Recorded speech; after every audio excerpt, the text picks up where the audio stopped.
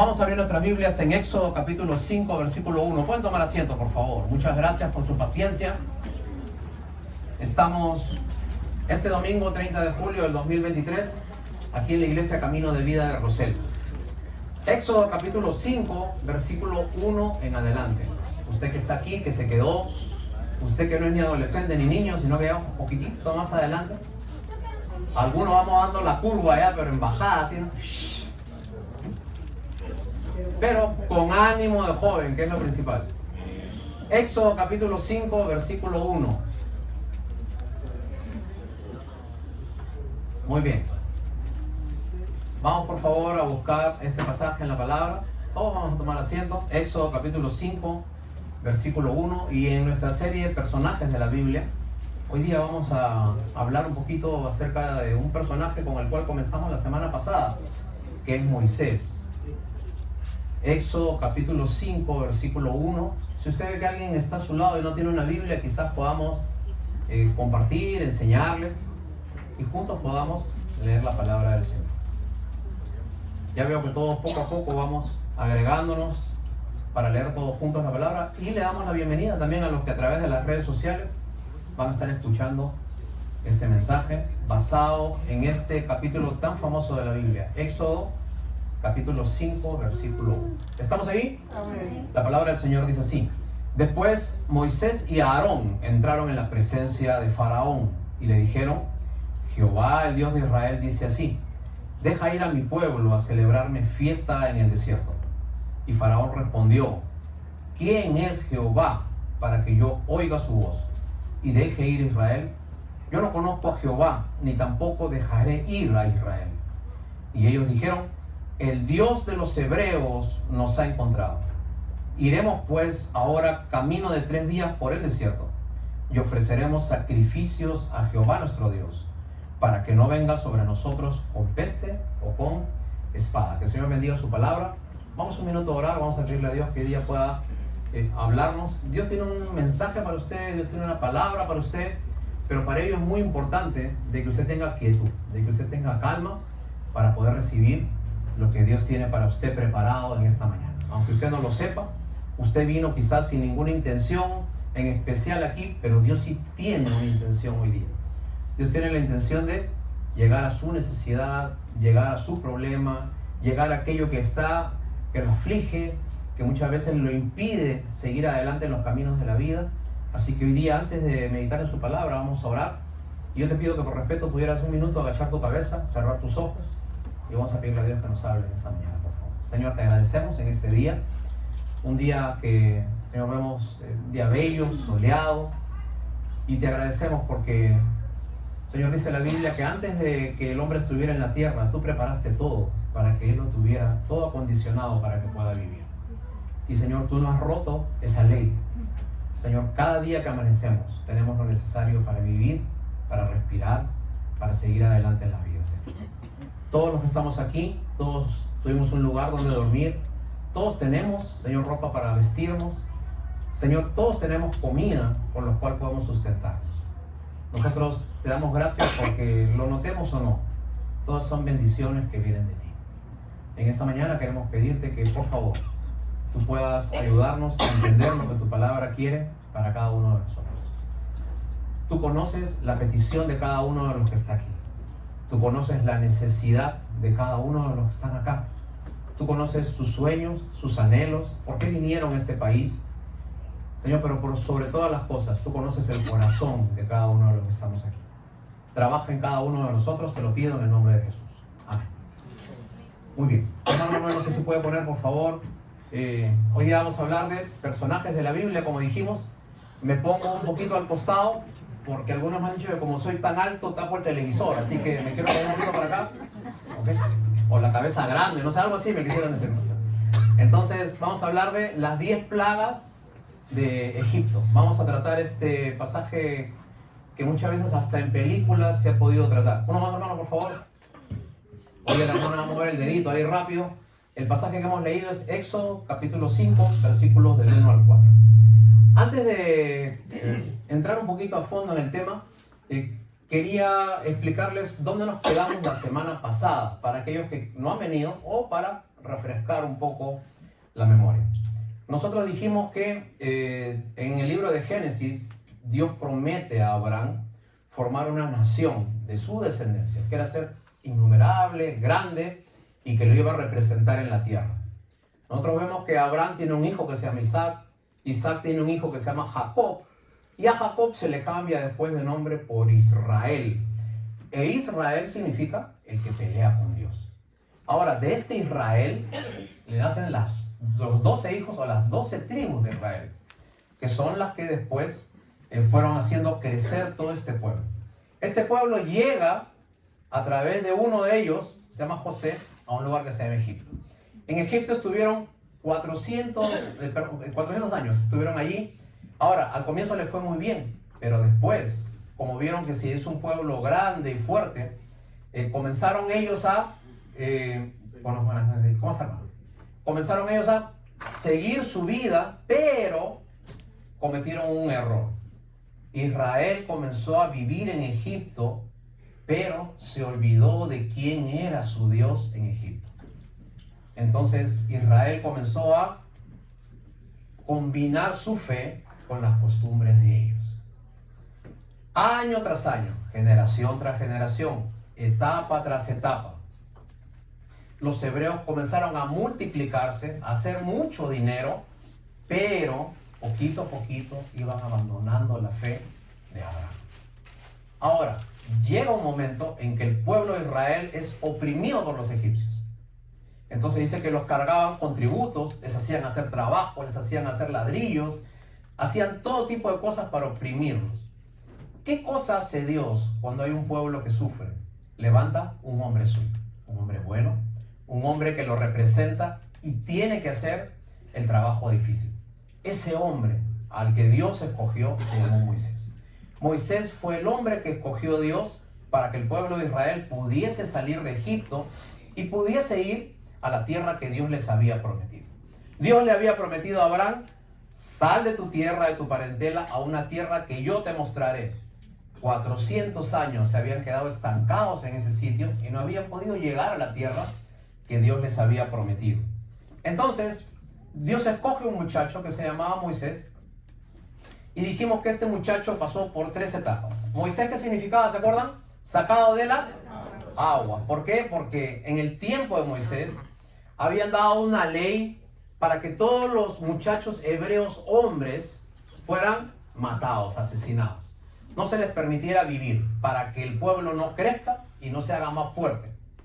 Entonces, pero dice que milagrosamente Dios permite que Moisés viva, su mamá lo mete en una barquilla y lo deja al destino, se lo encarga a Dios. Allí la hija de Faraón lo agarra, lo ve y entonces lo saca de las aguas.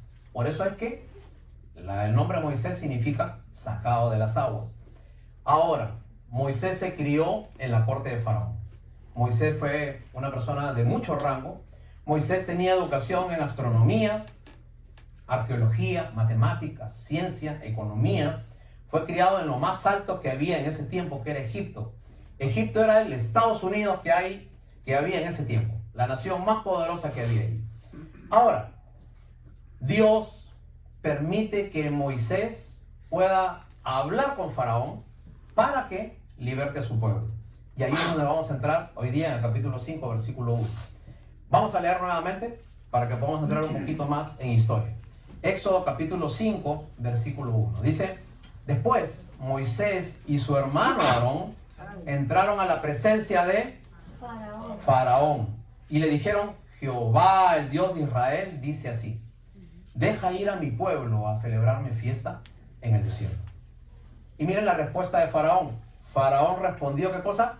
¿Quién es Jehová para que yo oiga su voz y deje ir a Israel? Y hermanos, aquí está una de las primeras claves que tenemos que tener en cuenta.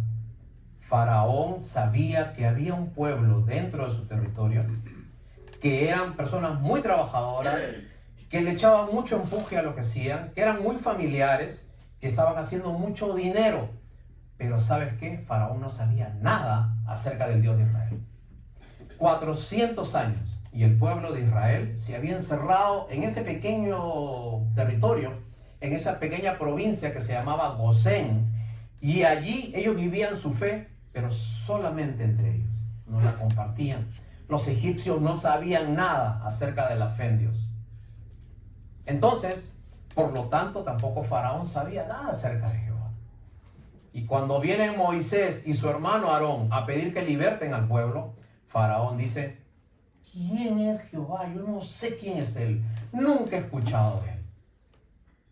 Pregunta: ¿es lógico que teniendo 400 años allí, ese pueblo no haya podido influir de tal manera que el rey, que el príncipe, que el gobernante mayor no sepa nada de ellos? Algo no estaba funcionando, algo no estaba pasando. ¿Sabes qué cosa era? El pueblo de Israel se había dedicado a hacer dinero, pero se había olvidado de su Dios. Quizás tú digas: Israel era así, pero un momentito, no seas tan duro con Israel. Quizás nosotros también somos así. Quizás nosotros estamos en este Egipto, el país más poderoso del mundo, y de repente, como Israel, trabajamos mucho. De repente, como Israel, hacemos dinero. De repente, como Israel, nos preocupamos por nuestra familia. Pero la gente no sabe nada acerca de nuestra fe. Y esta es una primera llamada de atención que Dios tiene para su pueblo. No han podido influir más allá de su territorio. Y hermanos, yo les digo que esta es una enseñanza y una advertencia para nosotros. Porque si nosotros no trasladamos nuestra fe más allá de estas pequeñas paredes, entonces esta ciudad no va a conocer nada del amor de Dios. Y si tú has encontrado tranquilidad y paz en tu corazón, perdón por todas las cosas que tú has hecho y una vida nueva, tú estás llamado a transmitir tu fe con otra persona más. Te hago una pregunta: ¿hace cuánto tiempo no hablas de tu fe con una persona que está a tu lado? ¿Hace cuánto tiempo que no hablas de tu fe con una persona a la que ves diariamente? Un compañero de trabajo, una persona que estudia contigo, a la que te sirve el café todos los días, a la mesera que en el restaurante todos los días te atiende. ¿Hace cuánto que no hablas de Dios?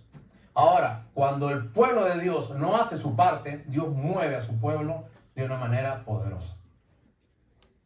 Entonces, como Faraón se negó a dejar ir al pueblo de Israel, entonces Dios hace el punto más extremo. Y Dios agarra y trabaja en Egipto con dolor. Otro principio que podemos encontrar acá. Escuchen. Cuando a Dios no le agrada algo, está supuesto que Dios te debería utilizar a ti para que tú puedas corregir las cosas que no están bien en la vida.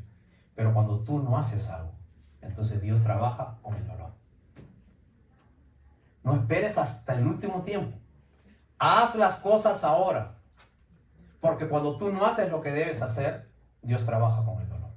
Cuando algo pasa en tu casa y usted no hace lo que está supuesto a hacer en su casa, entonces Dios trabaja con dolor. Cuando tú no haces algo en tu economía y está supuesto que tú deberías hacerlo, Dios trabaja con dolor. Cuando tú no haces algo en tus relaciones con tu esposo, con tu esposa, con tu familia, con tus hijos, y tú no haces tu parte, lo que tú deberías hacer, entonces Dios trabaja con dolor. Y como Faraón no quiso hacer nada, y el pueblo de Israel no quiso hacer nada, entonces Dios comienza a trabajar con dolor. ¿Cuáles son los dolores que Dios trajo a este pueblo? Las 10 plagas famosas que les llevó a Egipto. Ahora, me gustaría decirte algo. Cada una de las plagas no fueron al azar. Cada una de las plagas no fueron por tirar. Yo no sé si usted sabe que el pueblo de Egipto tenía un promedio de 1200 dioses. Y cada dios que tenía era una pequeña estatua, imagen, estampilla o algo representado ahí. 1200 divinidades. Y de todos los dioses que había, el principal dios era Faraón. No podía haber dios más grande que él. No podía haber dios que tenga más poder que él, ni más representación que él. Ahora, cada uno tenía el dios que le parecía, que le convenía. Cada uno tenía el dios que le acomodaba más. Y ahorita vamos a ver qué cosa es lo que Dios comienza a hacer a través de las plagas. Hermano Manuel, vamos a ver entonces las 10 plagas de Egipto. De nuevo, los historiadores han descubierto que los egipcios tenían más de 1200 dioses de todas las formas, los cuales estaban representados en imágenes, tallados o dibujos. Cada una de las plagas que cayeron a Egipto representaban un Dios importante para ellos. Siguiente, por favor. Vamos a ver la primera plaga. La primera plaga que Dios hizo caer fue la plaga de la sangre. A ver, me gustaría decirte algo. La sangre cayó sobre un río muy famoso que bañaba todas las costas egipcias, que era el río Nilo. El río Nilo bordeaba las costas del país durante muchos meses. Cuando el río se alejaba, los egipcios sembraban en la tierra. Y cuando el río llegaba, entonces, crecido, los egipcios se daban cuenta que los cultivos crecían muy rápido. Entonces ellos adoraban al dios del río, al dios Nilo, que lo representaban con el nombre Hapi o Api. Ahora, cuando Dios hizo que ese río se convirtiera en sangre, era un juicio contra aquello que te sustenta. El Nilo era el sustento del pueblo. Si el río no bañaba las costas, no había cosecha. Si no había cosecha, no había venta. Y si no había venta, no había plata. Entonces, el juicio que cayó sobre el río Nilo o sobre el dios Api era el juicio contra aquello que te sustenta. Esa persona, cosa, negocio que nos da de comer, pero que muchas veces nos aleja de Dios. Y sí o no que en la vida hay muchas cosas que nos dan un beneficio, pero nos alejan de Dios.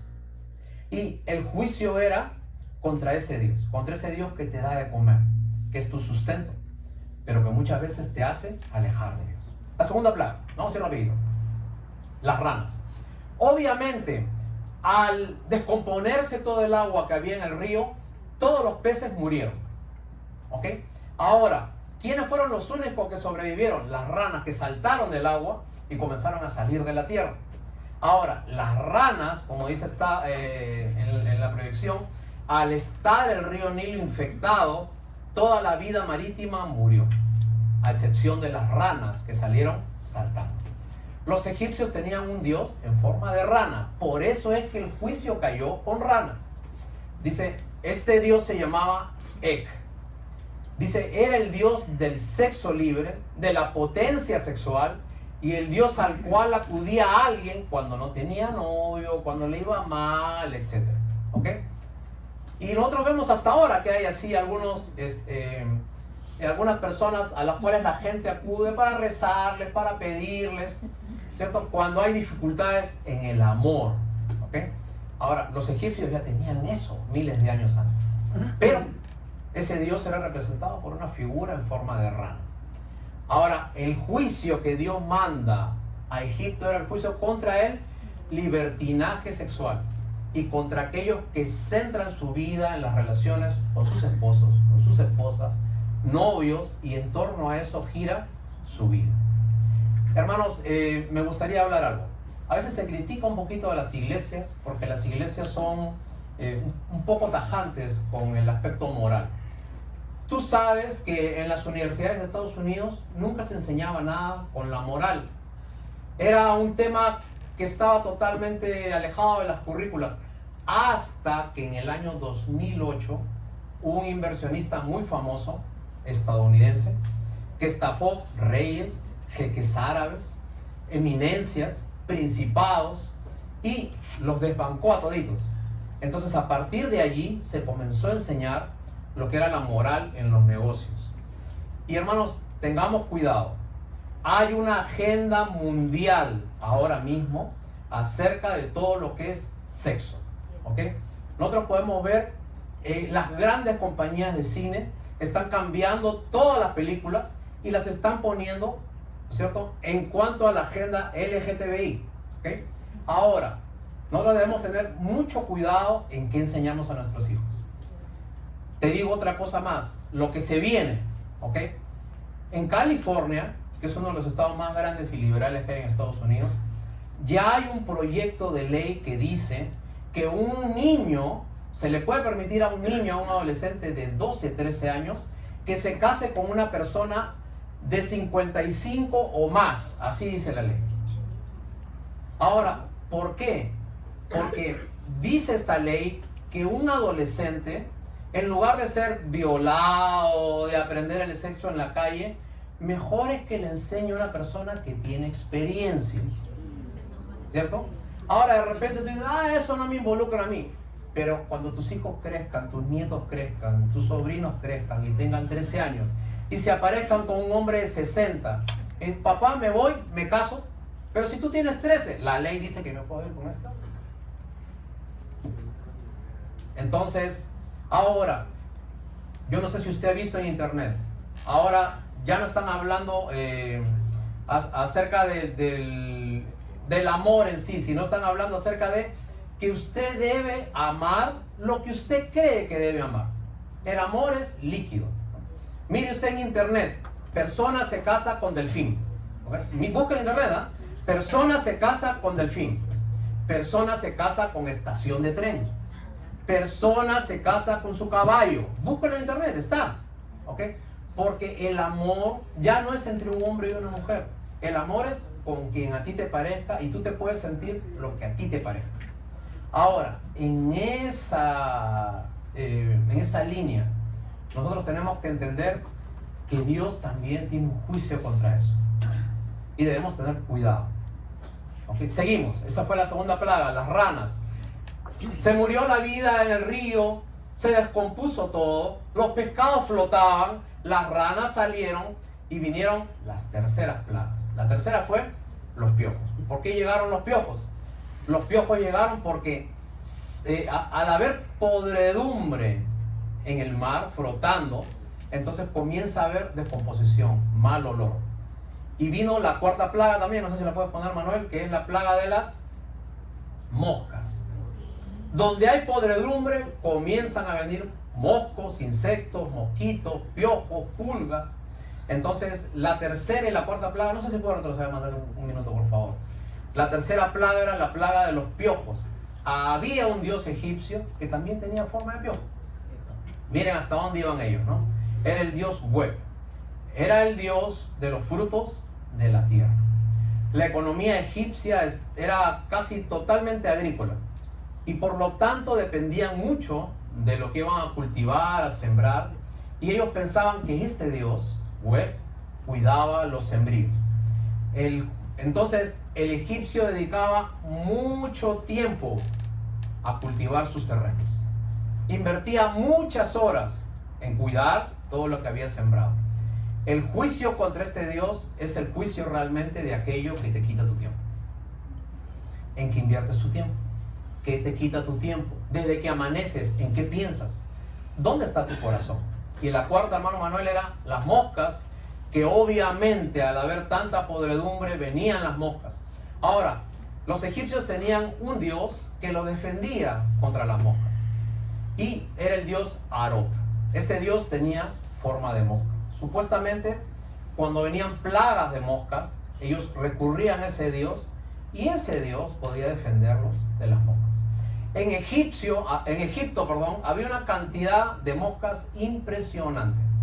Esos insectos, eran muy dañinos porque se posaban sobre los excrementos o desperdicios y con esas mismas patitas que las moscas se habían posado allí, iban y a su vez iban sobre los alimentos, sobre las cosas que tocaba la gente, y esto traía enfermedades como el cólera, la salmonela o la tifoidea, que a su vez traía la muerte. Entonces, ¿te has dado cuenta cómo Dios utiliza los elementos naturales para que muchas veces sus cosas puedan ser ejecutadas? El mar contaminado, mueren los peces flotan, comienza la podredumbre. Cuando viene la podredumbre, vienen los mosquitos, vienen las moscas. ¿Okay? Ahora, ¿qué cosa era lo que representaba este Dios? Era un juicio contra todo aquello que se esparce rápido. Y así como la mosca esparce infecciones, muchas veces nosotros debemos tener cuidado contra todo aquello que se esparce de una forma inmediata. El chisme, las noticias maliciosas, lo que hay en las redes, todas esas cosas que muchas veces nos desenfocan. Seguimos. La quinta plaga. La plaga de el ganado. Los egipcios tenían una diosa en forma de ganado, usualmente en forma de vaca, quien era la diosa de la belleza llamada Pa, la sensualidad y la admiración física. Este era un juicio contra todos aquellos que ven la apariencia como un requisito para sentirse aceptados y sobresalir dentro de una sociedad. ¿Ok? Entonces, el juicio contra el ganado era el juicio contra la diosa de la belleza. Ahora, ¿es malo verse bien? No. El problema es cuando uno centra su vida, cuando uno centra la forma en que se proyecta con los demás de acuerdo a eso. La siguiente plaga, Manuel. Sexta plaga. Las úlceras. ¿Okay? Las úlceras eran llagas que le salían a las personas en la mano, en las caras.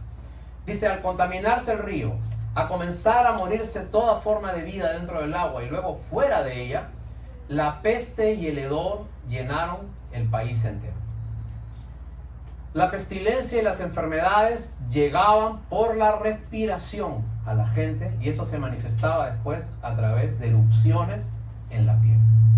Ahora, los egipcios tenían dos dioses sanadores. Uno era el dios de la medicina llamada Sekhmet y otro era el dios de las curaciones llamada Khonsu. Ahora, ninguno de ellos pudo hacer nada contra las plagas de las úlceras. Tanta infección, tanta mosca, tanta pestilencia hizo que ellos respiraran ese clima malo y a su vez tuvieran erupciones o rash, como le llaman aquí, ¿no? Y ellos pudieran sentirse que estaban totalmente infectados a pesar del clamor que les daban a sus dioses. El juicio para este dios era el juicio para aquellos que confiaban en la medicina y le daban culto a su cuerpo. Seguimos, la séptima plaga, el granizo. Los egipcios tenían diosas que supuestamente los protegían de desastres naturales. La diosa del cielo se llamaba Nut y el dios del aire se le llamaba Shu. Y el granizo que el Dios envió era tan fuerte que ningún clamor a su Dios pudo calmar tal castigo de Jehová. Seguimos, la octava plaga, hermano Manuel, es las langostas, ¿no?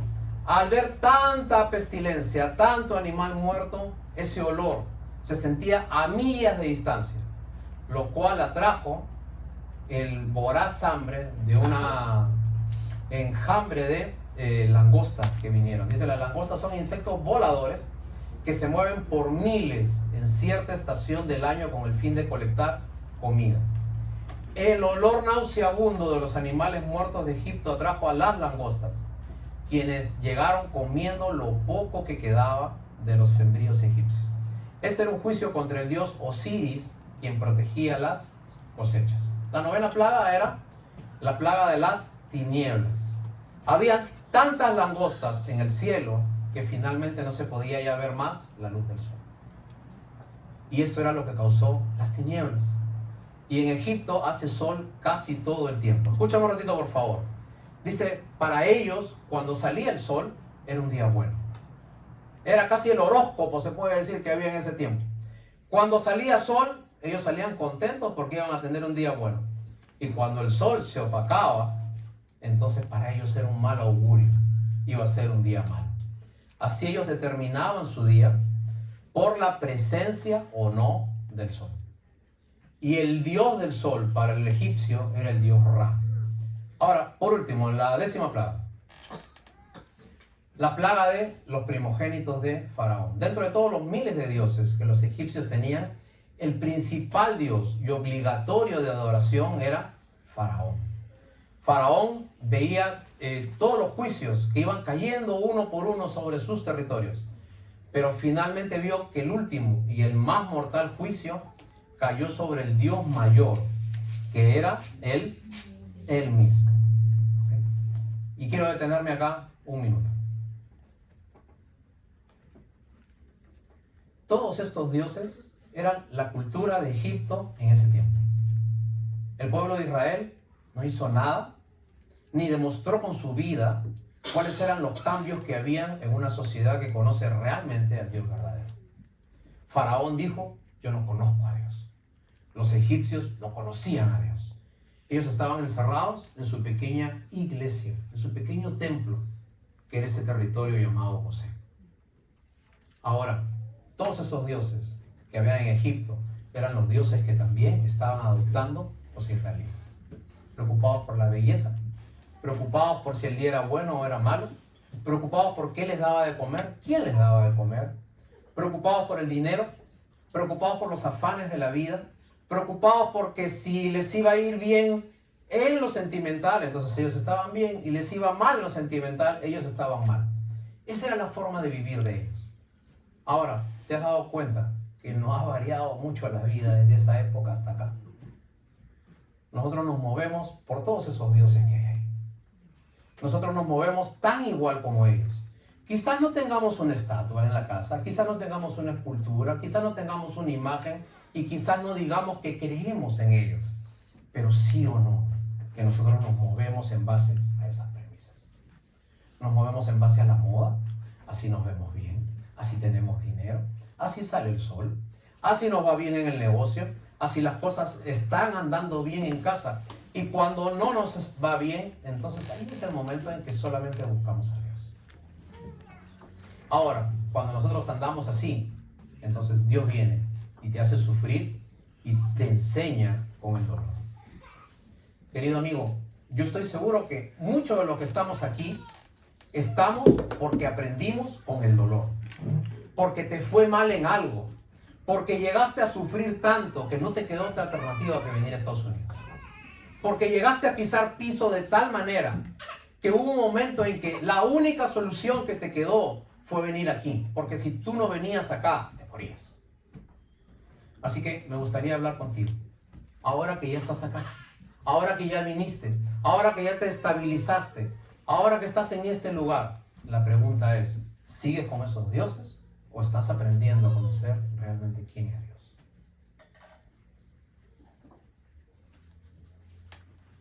Felizmente, antes de la última plaga, Dios hizo algo que hasta ahora nosotros lo conocemos y lo practicamos.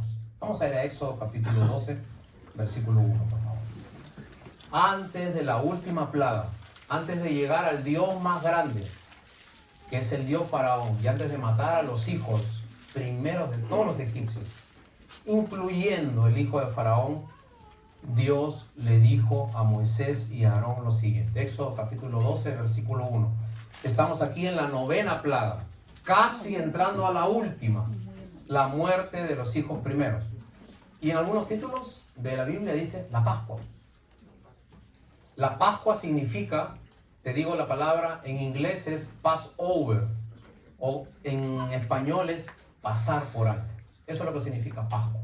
Pascua no significa Navidad, Pascua no significa regalos, conejos, huevitos que tú regalas, que compartes. La Pascua originalmente tuvo otro significado, ese significado que está en la Biblia.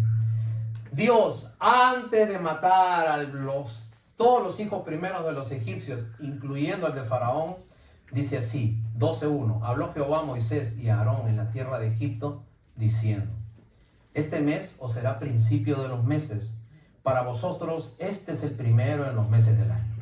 Hablad a toda la congregación de Israel diciendo, en el mes 10 de este mes, tome cada uno un cordero según la familia de los padres, un cordero por familia. Mas si la familia fuere tan pequeña que no baste para comer el cordero, entonces él y su vecino inmediato a su casa tomarán uno según el número de las personas, conforme al comer de cada hombre, así haréis la cuenta sobre el cordero. Versículo 7. Tomarán de la sangre, lo pondrán en los 2 postes y en el dintel de las casas, y aquella noche comerán la carne asada al fuego. Versículo 12. Pues yo pasaré aquella noche por la tierra de Egipto. Heriré a todo primogénito en la tierra de Egipto, así de los hombres como de las bestias. Versículo 13. Y la sangre os será por señal en las casas donde estés. Y si yo veo la sangre, pasaré de vosotros, pasaré por alto. Y no habrá en vosotros plaga de mortandad cuando hiera a Egipto. Te quiero explicar así, en palabras sencillas, qué era lo que tenía que hacer. Dios dijo, hoy día en la noche va a pasar el ángel de la muerte por sobre cada casa. Va a matar al hijo primero de cada persona que viva en esa casa. Va a pasar casa por casa, a excepción de aquellas casas que agarren un cordero, sin defecto, puro. Cordero perfecto, lo sacrifiquen y agarren la sangre de ese cordero y lo pasen por los postes de esa puerta. Y el ángel, cuando comience a pasar casa por casa y vea la sangre del cordero que está en los postes de esa casa, ese ángel va a pasar por alto esa casa y esa casa no va a morir nadie. Por eso que se llama pasar por alto. ¿Qué es lo que te protege de la última plaga? La sangre del Cordero. Eso era un símbolo para lo que miles de años después iba a venir, cuando un hombre, el Cordero de Dios que quita el pecado del mundo, iba a derramar su sangre para que nosotros podamos escapar de ese juicio que viene sobre este mundo. Y me gustaría decirte algo. Los males van a venir, las plagas van a venir. No sé de qué forma, no sé de qué manera. El calentamiento global está llegando, van a venir desastres. El Señor Jesucristo en Mateo 25 dijo: y la gente se confundirá a causa del sonido impresionante que tengan las olas del mar. No sé de qué manera van a venir los juicios de Dios, pero sí me gustaría decirte que si la sangre del Cordero está en tu casa, por sobre ti no va a llegar el castigo. En una sociedad que vive metida en las plagas de Egipto, versión 2023, belleza, dinero, fiestas, amigos, ¿cierto? Sentirse de acuerdo a como uno se siente y no de acuerdo a como uno es. En ese tiempo llega una respuesta al corazón de esta gente. Querido amigo, si usted no ha tenido un encuentro personal con Dios, todas estas plagas le van a venir no solamente físicas, le van a venir espiritualmente. Porque vivir alejado de Dios de por sí es un infierno. Vivir separado de Dios de por sí es un infierno. Pero si usted quiere seguir a Dios de todo corazón, hay una respuesta. La sangre del Cordero ya fue derramada para cada uno de nosotros. En la Biblia hay una historia de un hombre que era muy prominente, un general. Este hombre se llamaba Naamán. Naamán tenía un problema. Tenía dinero, tenía fama, tenía posición, pero tenía una enfermedad muy vergonzosa. Esta enfermedad se llamaba lepra. Los leprosos en ese tiempo no tenían cura. Ahora, ¿qué le pasaba a un leproso? Se le caían las partes blandas del cuerpo. Las orejas, la nariz, la boca, todo lo blandito. Eso era lo primero que se le iba a caer. Entonces, imagínate, si yo soy feo con todo eso, imagínate, quítame la nariz, la cara, bla, bla. Un leproso ahí. ¿Okay? Ahora, ese hombre con esa cara tenía que ponerse su uniforme, guardarse su vergüenza y tenía que comenzar a dirigir a todos los soldados viejos y a los nuevos que iban llegando. Y seguramente los soldados le obedecían, pero decían: leproso, ¿qué me vas a dirigir a mí con esa cara, con ese cuerpo? Y él guardaba esa vergüenza interior. Pero dice que un día se entera que hay un hombre de Dios, un profeta, y se acerca con él y lo quiere impresionar con regalos. Y le dice: me han dicho que tu Dios sana. Y el profeta le dice: deja tus regalos ahí, yo no los necesito. Y sí, mi Dios sana. ¿Qué tengo que hacer? ¿Qué espectáculo? ¿Qué tengo que entregar? ¿Qué cosa hago para yo ser sanado? Y el profeta le dice: mira, ahí hay un río, el más cochino que hay en Israel. Anda a ese río y zambúllete ahí 7 veces. Anda tú y toda tu corte. Y el profeta se fue y lo dejó con la palabra en la boca. Y este hombre se quedó en la duda de si realmente tenía que hacer lo que le decía ese hombre e ir al río con todo su ejército, al río más asqueroso que había, y tirarse allí 7 veces. Y si lo hacía, podía ser sanado. Y en ese momento él tuvo que decidir: ¿lo hago o no lo hago? Pues ¿sabes qué? La fe de ese hombre hizo que se fuera ese río. Y delante de todo su grupo, su batallón, llega hasta ese río, se quita toda la ropa y delante de toda la gente muestra su desnudez, sus vergüenzas, su cuerpo machucado, su cuerpo herido, caído, sus llagas. por todos lados, de pies a cabeza. Y ese hombre va y se tira en el agua. Y cuando sale el barro, le cae. Se mira. Su ejército mirando. Y seguramente lo miraba. Siga, general. Siga, tírese de nuevo. Pero este hombre, por su vida, por su destino, por su futuro, se tiró 2 y 3 y 4 veces, aguantándose la risa de esta gente, la vergüenza de aquel general prominente. Pero después de la 7ª, Dios le hizo el milagro.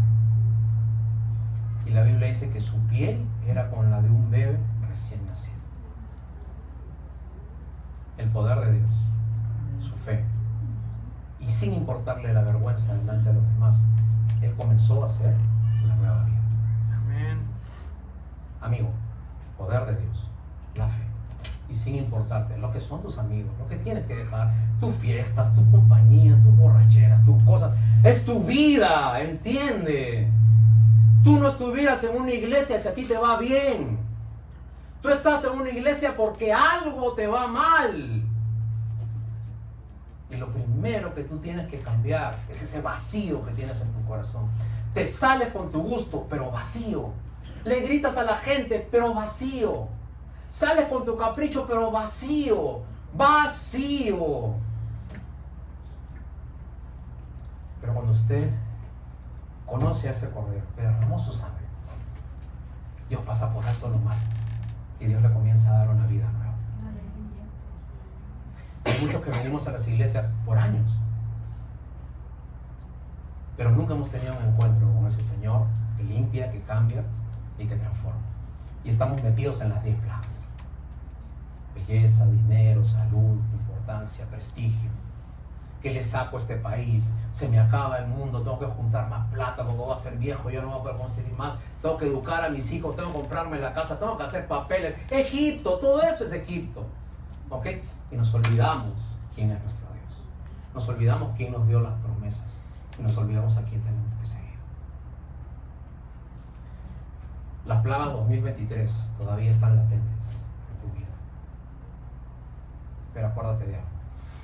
Hay una forma en que el mal salte de tu vida, siempre y cuando usted se entregue al Señor Jesucristo como Salvador personal. ¿Le parece? Amén. Los invitamos a que sea así. Nos ponemos de pie, vamos a darle gracias al Señor por su palabra.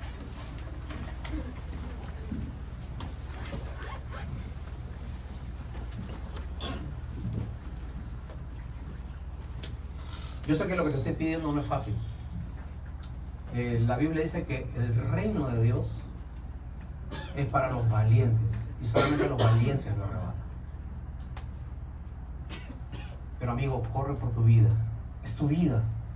No te estoy pidiendo nada para mí, no te estoy pidiendo que me des algo. Estoy hablando de ti, estoy hablando de tu vida. ¿Sí? Y cuando algo pasa, tus amigos no van a estar. Vas a estar tú y Dios, nada más. ¿Qué tal si nos agarramos la mano entre todos y vamos a hacer fuerzas, a pedirle a Dios que en esta mañana pueda intervenir en nuestras vidas? Vamos a orar, vamos a darle gracias al Señor por tener un lugar donde podamos escuchar su palabra. Y yo voy a pedir por ti, para que tomes decisiones fuertes, firmes y valientes de fe. Oramos. Señor, te agradecemos en esta mañana por tu palabra. Gracias porque sin importar lo que pase en el mundo, Señor, tú puedes pasar por alto, por amor a la sangre del Cordero, lo que hay en nuestras vidas. Te encomiendo a cada uno de mis hermanos, amigos que están aquí, Señor. Tú los conoces, tú sabes quiénes son. Señor, y tú sabes el tremendo esfuerzo que hacen ellos por sacar adelante sus familias. Yo te quiero pedir, por favor, que ellos, Señor, puedan buscarte de todo corazón, porque tú ya lo estás haciendo. Que ellos puedan recibir esa mano estirada que viene de ti el día de hoy. Y te pido, Señor, que tomemos decisiones firmes y fuertes de fe. Tu palabra dice: mira que te mando que te esfuerces y que seas valiente. No temas ni desmayes, porque yo estaré contigo en donde quiera que tú vayas. Así que eso es lo que te pido para mis hermanos, eso es lo que te pido para mí, eso es lo que te pido para tu iglesia. En el nombre de Jesús oramos así. Amén. Bueno, pues Dios te bendiga. Una alabanza más y terminamos.